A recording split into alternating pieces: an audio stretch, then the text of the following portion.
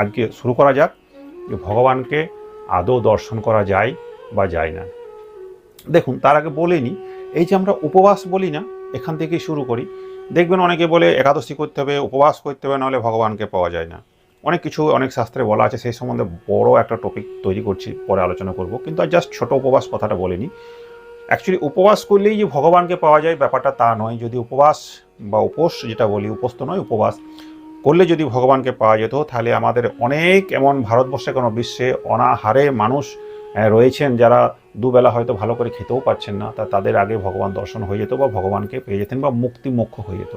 হয় না তো। তাহলে উপবাস করলেই কিন্তু আপনি ভগবানের দর্শন পাবেন না। তাহলে শাস্ত্রে উপবাস কথাটার অর্থ কী লিখেছে?